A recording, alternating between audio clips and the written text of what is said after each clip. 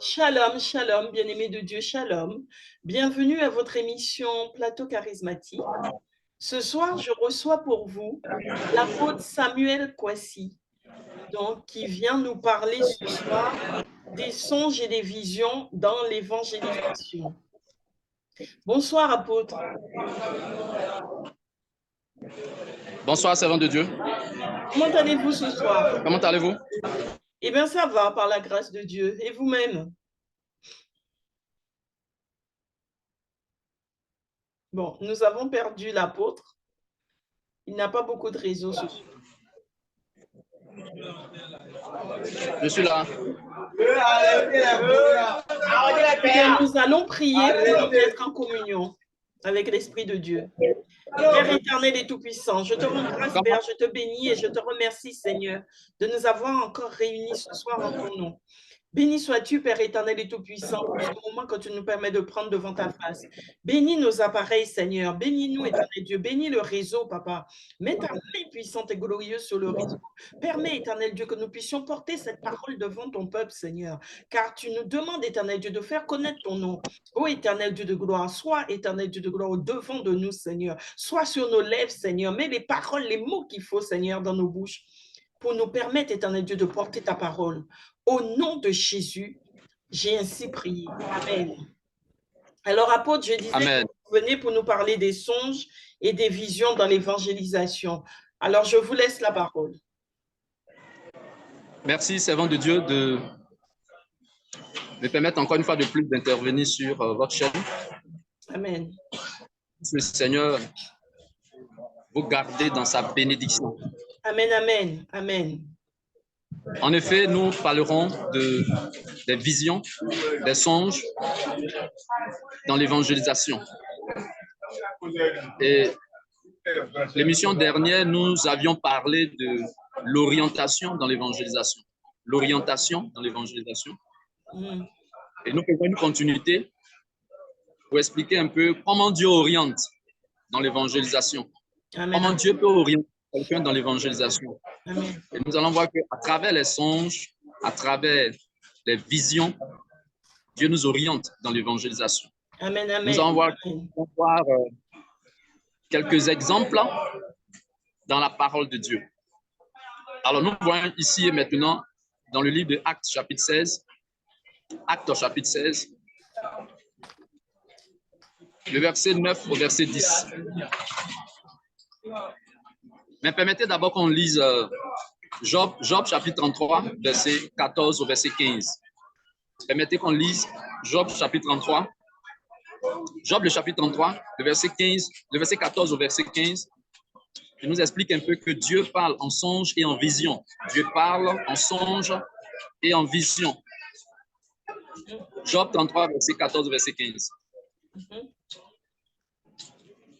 Alors, je cherche, hein, j'ai pas... Alors, Job 33. Chapitre 33. Job 33, verset combien? 14. Job 33, 14, c'est ça? Oui. 14 au verset 15. Alors, je lis la parole de Dieu. Job 33, versets 14 et 15. Dieu parle cependant tantôt d'une manière, tantôt d'une autre, et on ne le remarque pas. Verset 15, il parle par des rêves, par des visions nocturnes, quand un sommeil profond tombe sur les hommes, quand ils sont endormis sur leur lit. Amen. Amen. Alors, dans ce passage ici, nous fait comprendre que Dieu parle. Le Dieu que nous prions, le Dieu que nous adorons, il parle. Mais seulement que l'homme ne prête pas attention. L'homme ne fait pas attention quand Dieu parle. Et le verset 15 explique quelques moyens par lesquels Dieu parle, c'est-à-dire par des songes et par des visions. Donc Dieu parle par des songes et par des visions. Donc les songes et les visions sont aussi appelés la parole de Dieu. Donc dans les songes et dans les visions, Dieu explique ce qu'il veut. Et donc dans l'évangélisation, Dieu aussi conduit, Dieu amène à comprendre, à savoir comment est-ce qu'il voudrait que nous évangélisons. Amen. Les visions et les songes. Donc, le verset 15 explique que Dieu parle en songes. Il parle par des songes et par des visions nocturnes. Lorsque les hommes sont livrés à un profond sommeil, lorsqu'ils sont endormis sur leur couche. Alors maintenant, nous allons voir Actes chapitre 16, du verset 9 au verset 10. Il nous explique que l'apôtre Paul a reçu une vision. Actes chapitre 16. Actes chapitre 16, du verset 9 au verset 10. Vous pouvez lire? Alors, je lis la parole de Dieu. Pendant la nuit, Paul eut une vision. Un Macédonien lui apparut et le supplia. Passe en Macédoine, secours-nous. Verset 10. Suite à cette vision de Paul, nous avons aussitôt cherché à nous rendre en Macédoine, concluant que le Seigneur nous appelait à y annoncer la bonne nouvelle. Amen. Alléluia. Amen, amen. Donc ici, nous savons que l'apôtre Paul est quelqu'un qui a beaucoup évangélisé. Et cette portion de l'Écriture nous explique que Paul s'est rendu en Macédoine dans le cadre de l'évangélisation, par une révélation, mais par une vision qu'il avait reçue.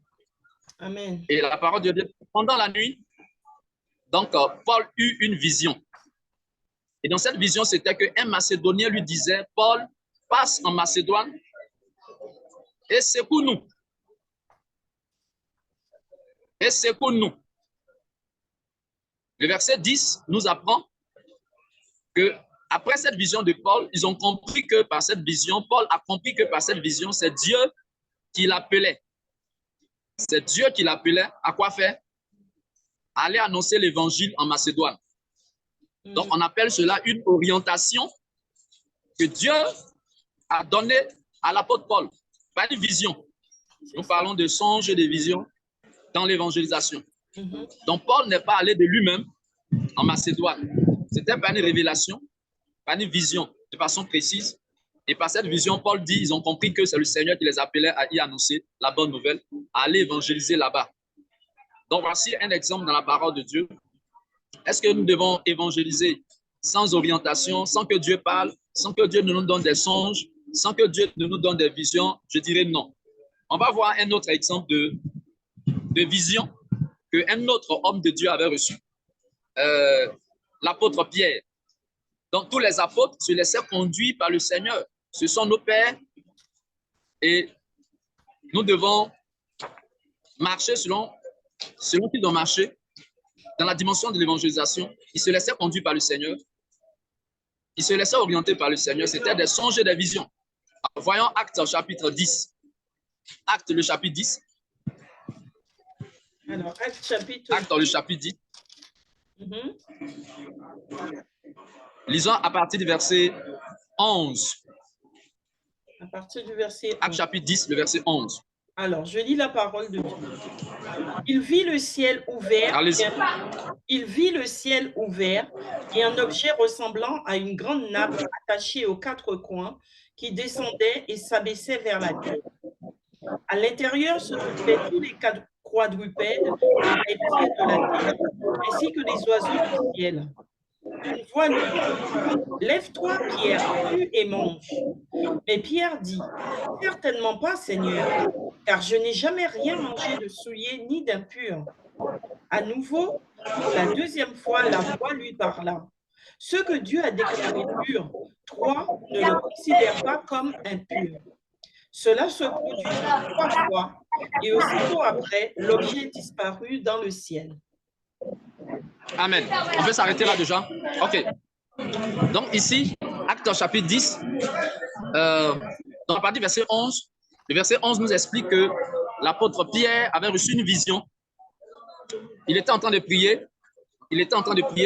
Et il a reçu une vision. L'apôtre Pierre a reçu une vision. Donc, il vit le ciel ouvert. Et du ciel descendait une nappe qui était attachée par les quatre coins et il y avait des animaux, n'est-ce pas, qui étaient sur cette nappe, des reptiles, des quadrupèdes et les oiseaux du ciel. Une voix lui dit, Pierre, lève-toi, tue et mange. Pierre disait, non Seigneur, je n'ai jamais rien mangé. d'impur. Et à 3 fois la chose, donc la parole s'est répétée. Alors, par cette vision, c'était Dieu qui appelait l'apôtre Pierre à aller chez Corneille pour aller annoncer l'évangile. Aller dans la maison de Corneille pour aller annoncer l'évangile. Alors, Pierre avait compris cette vision qui était une orientation d'évangélisation. Parce que Dieu voulait que Pierre aille chez Corneille, où déjà Corneille avait invité ses amis, Corneille avait invité ses parents à recevoir, à entendre la parole de Dieu de la bouche de l'apôtre Pierre. Et Pierre, ayant compris cette vision, a obéi en se rendant dans la maison de Corneille, où il avait trouvé beaucoup d'hommes réunis. D'accord? On pourrait lire le verset 24. Allons-y au verset 24, nous allons comprendre. Qui sont ceux qui représentaient ces animaux, à savoir les quadrupèdes, les reptiles de la terre et les oiseaux du ciel. Acte 10, verset 24. Ils arrivèrent à Césarée le jour suivant. Corneille les attendait. Il avait invité sa parenté et ses amis intimes. Amen. Voilà, le verset 24. Et donc, le verset 24 nous apprend qu'il y avait plusieurs personnes réunies dans la maison de Corneille, à savoir les amis de Corneille et les parents de Corneille, les amis intimes de Corneille et les parents de Corneille et Corneille lui-même. En fait, c'est tous ces hommes que Dieu a montrés à l'apôtre Pierre comme les oiseaux du ciel, les reptiles de la terre et les quadrupèdes. Donc, c'est à ceux-là qui devaient aller chercher. Donc, Pierre, effectivement, a obéi à cette vision. C'était dans la dimension de l'évangélisation. Lorsque Pierre est arrivé là-bas, il a prêché l'évangile et tous ceux qui écoutaient la parole ont été baptisés par le Saint-Esprit. Ils ont reçu le baptême d'eau. Ils ont été baptisés, n'est-ce pas, dans l'eau. En fait, donc, ça parle de l'évangélisation. Et voyez-vous que Pierre ne s'est pas retrouvé dans la maison de Corneille de lui-même. Pierre savait qu'il avait été choisi pour évangéliser. Nous savons que nous avons été choisis pour évangéliser. Est-ce que nous devons faire l'évangélisation comme cela, par hasard? Non. Nous devons attendre les instructions du Seigneur, que j'appelle donc les visions, les songes qu'il donne pour nous orienter en l'évangélisation. Donc, Pierre s'est retrouvé chez Corneille par une vision. Donc, c'est sur cette vision qu'il est allé là-bas. Après avoir compris l'explication, après avoir eu l'interprétation de la vision qui était qu'il aille chez Corneille, il a obéi. Il était dans l'évangélisation.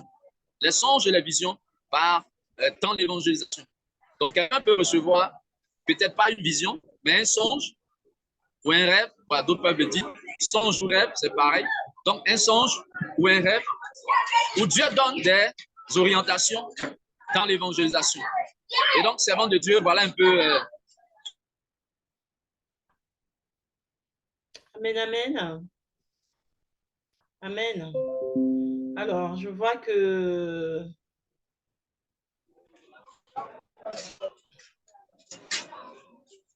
Oui, je vois qu'on a été bloqué. Allô? de Dieu? Oui, on a été un peu bloqué par la connexion Internet. Je vous entends difficilement, désolé. Vous disiez? Je dis que la connexion a été coupée. Ok, j'étais en train de dire que c'est ce que je voulais partager avec le peuple de Dieu, les enfants de Dieu, les fils de Dieu, c'est ceci, parler des visions et des songes dans l'évangélisation, que nous devons nous laisser conduire. Nous devons nous laisser conduire par le Saint-Esprit, donc par Dieu, et c'est Dieu qui donne, n'est-ce pas, les visions et les songes pour l'évangélisation. Si alors, je reviens un peu... Est-ce qu'on doit comprendre par là, apôtre, que pour pouvoir évangéliser pour le Seigneur, on doit attendre de recevoir, donc, comme vous dites, cette vision, cette orientation du Seigneur? Mais est-ce que c'est quelque chose qui arrive en cours d'évangélisation ou quelque chose qui arrive avant qu'on commence à évangéliser? Ok. En fait, c'est obligatoire. Quelqu'un qui sait qu'il doit évangéliser, l'appeler à évangéliser, et qui comprend que c'est Dieu qui oriente, avant de commencer l'évangélisation, il doit être en instance de prière. Il doit être en prière pour demander à Dieu de le conduire. S'il comprend que ce n'est pas orientation, ce n'est pas direction du Seigneur, et que la direction est par les songes, la direction est par les visions, il doit forcément attendre. S'il veut vraiment obéir au Seigneur, s'il veut vraiment faire l'évangélisation selon le plan de Dieu, selon la volonté de Dieu, il devra forcément, il devra obligatoirement attendre ces révélations, attendre l'orientation. En quoi faisant? En priant, en demandant à Dieu de le conduire, de le conduire, de le conduire. Ok, si je reviens un peu sur la vision de l'apôtre Paul dans Actes chapitre 16, le verset 9. Alors, dans la vision de Paul, il a vu un homme qui était un Macédonien. Donc, c'est le Macédonien qui faisait cette prière à Paul en lui disant, Paul, passe en Macédoine et secoue-nous. À vrai dire, Paul n'avait pas vu Dieu. C'est un Macédonien qui l'avait vu. Pendant la nuit, Paul eut une vision. Un Macédonien lui faisait cette prière, passe en Macédoine et secoue-nous. Mais le Macédonien que Paul a vu dans la vision, au verset 10, le verset 10 nous fait comprendre que c'est Dieu qui les appelait. Donc, c'est Dieu par cette vision qui était en train de parler à Paul. Il dit, eux, ils ont compris que c'est le Seigneur qui les appelait à aller en Macédoine pour aller évangéliser. Ils ont compris que c'est Dieu qui les appelait à aller en Macédoine pour aller annoncer la bonne nouvelle, pour aller annoncer l'évangile. Donc s'ils vont sans cette vision. En quelque sorte, il n'a pas entendu la voix de Dieu, mais il a vu, il a eu cette vision du Macédonien. Donc, il a compris par là que c'est le Seigneur qui lui parle au travers de cette image et de cette vision pour lui dire les Macédoniens sont en danger, secoue-les. En fait, la vision, que ce soit, donc quand on parle de vision, bon, c'est des images. Mais dans la vision, on entend des paroles. Oui. Donc, il a entendu. Donc la vision, c'est vrai, on dira aussi qu'il a entendu la voix de Dieu. C'est la voix de Dieu. Puisque si on revient à Job 33, verset 15, la Bible dit Dieu parle tantôt en songe, tantôt d'une autre, et en vision. Donc, les songes et les visions sont aussi appelées la parole de Dieu. La parole de Dieu. Donc, par la vision, par le songe, c'est Dieu qui parle. Donc, on dira aussi qu'il a entendu. Par cette vision, il a entendu la voix de Dieu. Il a entendu la voix de Dieu. Puisque dans l'explication au verset 10, Acte 16, verset 10, l'apôtre Paul dit, donc c'est dit quoi? Alors, après cette vision de Paul, nous cherchâmes aussitôt à nous rendre en Macédoine, concluant que le Seigneur nous appelait. Le Seigneur les a appelés. Donc, appelés, ça veut dire qu'ils ont entendu. Quand on appelle quelqu'un, c'est une voix. Bien sûr. On parle. C'est cela. Donc, on dit que la vision de Paul a entendu la voix de Dieu. Il a entendu la voix de Dieu. Et c'est cela les brebis. Jean 10, verset 27. Jésus dit, je connais mes brebis. Plutôt, mes brebis entendent ma voix. Je les connais et elles me suivent. Mes brebis entendent ma voix. Donc, ils entendent, les brebis entendent la voix de Dieu. Donc, Paul a entendu la voix de Dieu par la vision. C'est ce qui lui a permis de se retrouver en Macédoine pour annoncer l'évangile. Parce qu'il a compris que c'était le plan de Dieu. C'est Dieu qui l'appelait. C'est Dieu qui lui a parlé. C'est la voix de Dieu qu'il a entendue par cette vision. Amen, amen. Et donc, voilà, servant de Dieu, ce que je voulais partager. Et c'est pourquoi le peuple de Dieu doit faire attention. Quand on revient à Job 33, verset 14, on dit que Dieu, il parle. Il parle. Mais l'homme ne prête pas attention. L'homme ne fait pas attention. Sinon, il parle. Et le verset 15 fait comprendre qu'il parle par des visions et des songes. Ça voudrait dire que Dieu, le passage là nous explique que les hommes, en fait, ne prêtent pas attention aux songes et aux visions qui sont la parole de Dieu. Puisque au verset 14, dit que Dieu parle tantôt d'une manière, tantôt d'une autre. Dans d'autres versions de la Bible, c'est mis Dieu parle une première fois, une seconde fois, mais l'homme ne prête pas attention. Et au verset 15, il parle des visions et des songes. Donc, Dieu fait comprendre par ces deux passages que, en fait, plusieurs personnes ne prêtent pas attention aux songes et aux visions. Ce sont des messages de Dieu qui sont aussi appelés la parole de Dieu. Alors, je vais terminer sur une vision que l'apôtre, plutôt que Abraham avait reçue. On va lire Genèse chapitre 15, le verset 1. Genèse, le chapitre 15, le verset 1. Genèse 15, 1. Après ces événements, la parole de l'Éternel fut adressée à Abraham dans une vision. Il dit, Abraham, n'aie pas peur. Je suis ton bouclier et ta récompense sera très grande. Amen. Amen. Alors ici, là, ça ne parle pas donc de l'évangélisation, mais il est question là de Dieu qui a parlé par un moyen, par une vision. Dieu a parlé par une vision, en vision à Abraham. Donc la parole de l'Éternel fut adressée à Abraham par une vision. Donc la vision que Abraham a reçue, ça c'était avant qu'il ne soit appelé, avant que Dieu ne change son nom, Abraham en Abraham. Donc là, c'est mis Abraham.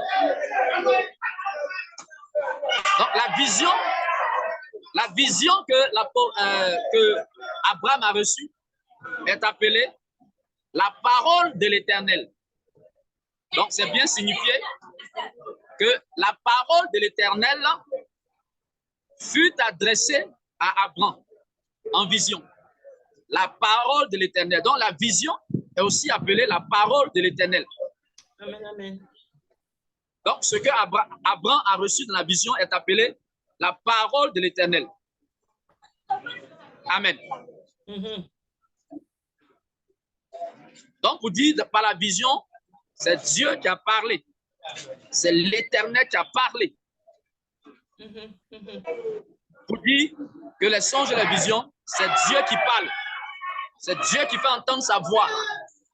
Et donc, dans le cadre de l'évangélisation, cela doit être ainsi. Dieu doit parler pour nous orienter dans l'évangélisation, nous donner les instructions à chacun de nous qui devons évangéliser. Et donc, rien ne doit se faire par hasard. L'évangélisation ne doit pas se faire par hasard. Nous ne devons pas choisir les cibles à évangéliser nous-mêmes, l'endroit dans lequel il faut évangéliser, le lieu dans lequel il faut évangéliser, la manière dont nous devons évangéliser. Donc, laissez conduire par le Seigneur. Si vous le permettez, si le temps le permet, on va voir rapidement le cas du diacre Philippe. Dans Actes chapitre 8, Actes chapitre 8, nous allons lire rapidement le verset 24. Vous commencez à partir du verset 26. Actes, le chapitre 8. Actes chapitre 8, 26. À partir du verset 26. La parole de Dieu. Arrivé à Jérusalem, Saul essaya de se joindre aux disciples, mais tous avaient peur de lui, car ils ne croyaient pas qu'il était un disciple. Verset 27. Alors Barnabas le prit avec lui, le conduisit vers les apôtres et leur raconta comment sur le chemin, Saul avait vu le Seigneur qui lui avait parlé et avec quelle assurance il avait prêché à Damas au nom de Jésus. Non, je dis Actes chapitre 8. Actes le chapitre 8. Actes le chapitre 8, le verset 26. Je me suis trompée, alors désolé. Alors, je lis la parole de Dieu. Un ange du Seigneur s'adressa à Philippe en disant, « Lève-toi et va en direction du sud, sur le chemin qui descend de Jérusalem à Gaza, celui qui est désert. » Il se leva et partit. Oui, continuez. Il se leva et partit. Or, un eunuque éthiopien, haut fonctionnaire de Candace, la reine d'Éthiopie, et administrateur de tous ses trésors, était venu à Jérusalem pour adorer. Il repartait assis sur son char et lisait le prophète Ésaïe. L'Esprit dit à Philippe, « Avance et approche-toi de ce char. » Philippe accourut et entendit l'Éthiopien lire le prophète Ésaïe. Il lui dit, comprends-tu ce que tu lis? L'homme répondit. Ok, on va arrêter là. Alors, le verset 29 nous fait comprendre que Dieu, donc le Seigneur a donné une orientation au diacre Philippe dans l'évangélisation. Donc, le Seigneur a conduit le diacre Philippe vers l'eunuque éthiopien. C'était pour évangéliser. C'était pour l'évangéliser. Mais le verset 29 de Actes chapitre 8 nous fait comprendre que l'Esprit, d'accord? L'Esprit dit à Philippe. L'Esprit dit à Philippe. Donc, il y avait une relation entre l'Esprit de Dieu, entre Dieu et Philippe. Au point où Dieu en fait entendre sa voix. Dieu parle à Philippe. Il lui dit vers qui il doit aller évangéliser. Donc, il lui donne une orientation. Pour dire qu'effectivement, il faut attendre. Mais ici, le passage ne nous dit pas que c'est par une vision ou par un songe que Philippe a reçu l'orientation dans l'évangélisation. Mais toujours est-il qu'il faut que Dieu parle. Nous devons attendre les instructions du Seigneur, nous devons attendre l'orientation du Seigneur avant de bouger pour l'évangélisation. Donc ici, l'Esprit dit à Philippe. Donc Dieu a parlé à Philippe. Donc Philippe a entendu la voix de Dieu, entendu la voix du Seigneur. L'Esprit dit à Philippe, avance et approche-toi du char. Donc Dieu le conduisait dans l'évangélisation. Et là, il devait aller dans la rue, dans une rue, pour annoncer l'évangile à un homme. Donc tout cela, c'est par orientation. Dieu l'a mené dans une rue où se trouvait un homme qui regagnait donc l'Éthiopie. Donc Dieu lui a donné des instructions. Donc voilà un peu, servant de Dieu, ce que je voulais partager avec vous sur les visions et les songes dans l'évangélisation. Amen, amen. Amen. Eh bien, écoutez, je vais vous demander de conclure alors. Alors, servant de Dieu, je dis que nous, le peuple de Dieu, devons être un peuple discipliné. Discipliné parce que nous avons un berger, qui est Jésus-Christ. Lui, qui a le projet de l'évangélisation. Et c'est lui qui sait mieux comment est-ce que voudrait que nous évangélisons. C'est lui qui sait mieux comment nous utiliser. Et c'est pourquoi quelqu'un qui comprend qui doit évangéliser, qui est en train d'évangéliser, devra se laisser conduire par le Seigneur, par les visions et les sons, prier pour demander l'orientation du Seigneur. Vraiment, pour que vous soyez vraiment efficace, pour que vous portez en réalité des fruits. Parce que sans les orientations, en vérité, nous ne porterons pas, vous ne porterez pas de fruits dans l'évangélisation. C'est ce que Dieu veut qui nous fait comprendre. Et donc voilà ce que nous devons comprendre, servants de Dieu, que nous restons dans la bénédiction du Seigneur et que nous portons beaucoup de fruits dans l'évangélisation à travers les orientations que le Seigneur nous donne au nom de Jésus-Christ de Nazareth. Ainsi, quelqu'un qui doit attendre ses instructions, s'il ne les reçoit pas, ces instructions, en vision ou en songe, il doit continuer à prier, à prier, à prier, à prier. Seigneur, conduis-moi, Seigneur, oriente-moi. Je sais que je dois évangéliser, mais je comprends aussi que je ne dois pas le faire de moi-même. Je comprends que c'est toi qui dois me conduire, je comprends que c'est toi qui dois m'orienter, c'est toi qui dois me guider. Et en priant ainsi, la révélation viendra, l'orientation viendra, le Seigneur parlera, puisqu'il veut vous utiliser, puisqu'il veut que vous évangélisez, il va forcément parler. Que ce soit en songe ou en vision, il le fera certainement. Amen. Amen, amen. Alors, apôtre, est-ce que je peux vous demander de faire une prière pour nos téléspectateurs afin que le Seigneur puisse les toucher et qu'ils reçoivent ce don de l'évangélisation, que le Seigneur puisse leur parler, tous ceux qui ont déjà peut-être ce désir d'évangéliser, d'aller chercher des âmes, gagner des âmes pour le Seigneur, que le Seigneur puisse leur parler, qu'ils puissent entendre la voix de Dieu. Avec plaisir, nous prions le Seigneur. Amen. Éternel Dieu, nous te rendons grâce. Dieu de l'évangélisation, Dieu qui est la lumière, qui choisit ton peuple, qui nous choisit, et tu fais de nous la lumière, afin que nous apportons la lumière dans le monde, que nous apportons ta parole dans le monde, que nous te présentons dans le monde, toi Jésus qui est la lumière, te présentons aux hommes qui reçoivent la lumière que tu es. Et nous comprenons, Seigneur, ce soir, par cette émission, par cette parole, par cet enseignement que tu veux nous conduire et nous guider. Tu veux que nous te laissions la première place. Tu veux que nous nous laissions conduire par toi. Et tu le feras certainement par les visions et les songes. Nous prions, Seigneur, que tu conduis ton peuple. Nous prions que tu diriges ton peuple. Tous ceux qui sont impliqués dans l'évangélisation, tous ceux qui comprennent que tu dois évangéliser ton peuple, tes serviteurs, qui sont conscients, Seigneur, de la mission de l'évangélisation à laquelle tu les appelles. Je prie, mon Dieu, que tu les guides, tu les conduises. Tous ceux qui sont en attente d'orientation, tous ceux qui sont en attente, Seigneur, de direction dans l'évangélisation, et qui jusque-là, Seigneur, l'Éternel, n'ont pas encore reçu d'orientation, aide-les. Je prie, Seigneur, que le pouvoir des ténèbres soit chassé. Seigneur, conduis-les, guide-les, oriente-les, fais-le parvenir, Seigneur, ta volonté, de les conduire, de les guider, de les diriger dans l'évangélisation, que ce soit en son et en vision, les moyens que tu auras choisis pour les amener à faire l'évangélisation comme tu veux, où tu veux, Seigneur, au nom de Jésus. Éclaire-les, Seigneur, donne-leur d'entendre ta voix, donne-leur d'entendre ta voix, puisque tu le dis, que tes brebis, Seigneur, entendent ta voix, tu les connais et te suivent.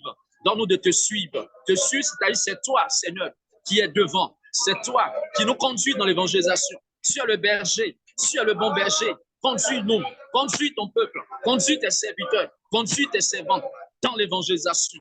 Guide-les, Seigneur. Donne-leur d'entendre ta voix. Au nom de Jésus, ils entendent ta voix. Ils entendent ta voix par les visions et les songes. Et donne-leur de comprendre, Seigneur, ces visions et ces songes, afin de bouger pour l'évangélisation. Nous prions, Seigneur, que tu ouvres les portes, Seigneur, à cette émission, sur cette chaîne, dans les nations. Permets, Seigneur, que ton peuple, que tes serviteurs reçoivent, Seigneur, ces enseignements. Que cela ouvre leur intelligence, ouvre leur esprit sur l'évangélisation qui se veut, Père, par les visions, par l'orientation, par la direction, par les visions et les sons que tu donnes à tes serviteurs. Et donne à tous ceux-là, Seigneur, qui ne prêtaient pas attention, qui ne prenaient pas garde aux visions et aux songes que tu leur donnais pour l'évangélisation. Ouvre leur esprit. Merci de leur donner, Éternel notre Dieu, de recevoir, d'entendre ta parole pour la gloire de ton nom à travers l'évangélisation dans les nations, pour le rachat des âmes, pour le salut des âmes, pour la libération des âmes, au nom de Jésus-Christ. Merci Seigneur, que toute la gloire te revienne. Au nom de Jésus, nous avons prié. Amen. Amen. Gloire à Dieu. Merci Seigneur. Alors, je vous dis merci, apôtre, pour cette belle émission. Merci pour tous ces conseils, cette belle prière. Que Dieu vous bénisse et surtout, merci pour cette orientation que vous nous donnez, parce que beaucoup évangélisent, mais n'attendent pas forcément la voix du Seigneur, l'orientation pour y aller. Ils y vont parce qu'ils ont ce désir d'évangéliser. Et après, c'est l'échec. Il n'y a pas de résultat. Merci à vous aussi, servant de Dieu. Amen. Amen. Alors, je remercie tous les téléspectateurs de nous avoir suivis. Je vous invite donc à vous connecter, à rester connectés pour suivre la suite des émissions. Je vous invite aussi à faire connaître l'émission Plateau Charismatique. Faites connaître l'émission autour de vous. Demandez à vos proches de s'abonner.